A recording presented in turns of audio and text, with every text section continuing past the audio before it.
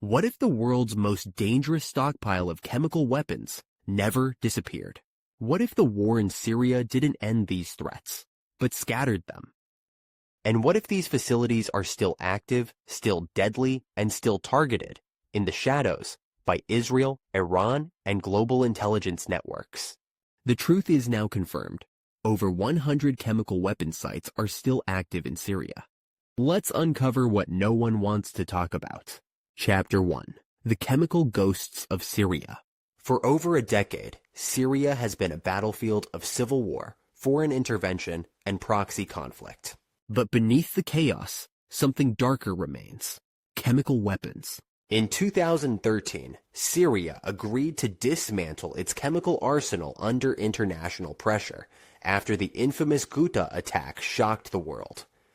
The Organization for the Prohibition of Chemical Weapons, OPCW, was tasked with overseeing the process.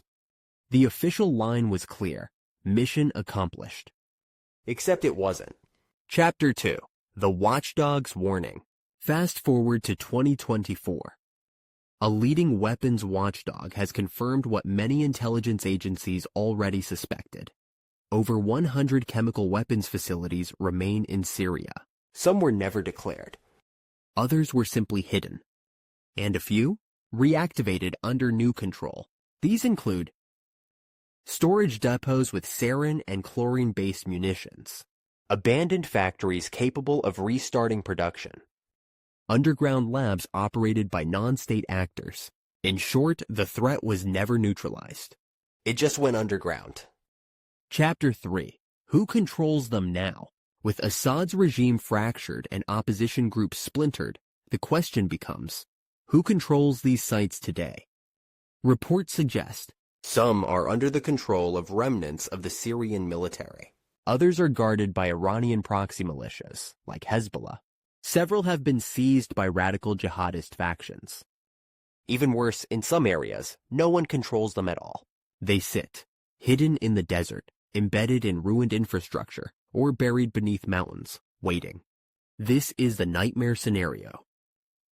Chapter 4. Israel's Silent War. According to regional intelligence, Israel has conducted dozens of covert airstrikes on Syrian soil over the past 5 years, many of them specifically targeting suspected chemical weapons facilities. These operations are rarely acknowledged, but they follow a pattern. Precision strikes on labs near Damascus. Bombings of convoys believed to be transporting chemical materials. Destruction of fortified bunkers near the Lebanon border. Israel's concern is clear. Chemical weapons must not fall into Iranian hands, or into the hands of terror groups operating just across the Golan Heights. In other words, this isn't just defense, it's containment warfare. Chapter 5. The Proxy Nightmare. Syria has become a giant weapons locker in a global proxy war. With over a dozen armed factions operating inside its borders, every loose facility becomes a potential launchpad for future chaos. Iran sees Syria as a strategic corridor to Lebanon and Israel. Jihadist remnants still control remote valleys and mountain passes. And now, rogue commanders with no national allegiance control weapons of mass destruction. This is why Syria's chemical sites matter more now than ever. Not because they're new, but because they're unclaimed. Chapter 6. Why did the world move on? After 2013, the West moved on. The narrative was simple. The chemical weapons are gone. Syria is no longer a global threat. But beneath the surface, the OPCW faced blockages, denials, and fake inspections. Satellite imagery showed structures being rebuilt. Whistleblowers warned of internal political pressure to declare success. Geopolitically, the West needed a win. Declaring Syria disarmed served the narrative. Truth? That was sacrifice for headlines. Chapter 7. Why this story is explosive. This isn't just about weapons. It's about who gets to rewrite history. If Syria still holds chemical stockpiles, it means international treaties were undermined. Global inspections failed. Intelligence agencies either lied or were ignored. It also raises questions about the next war. Because if these sites fall into the wrong hands, they won't just threaten Israel. They'll threaten Europe, Asia, the world. Chapter 8. The New Arms Race. Chemical weapons aren't high-tech. They're old, cheap, and effective. That makes them attractive too.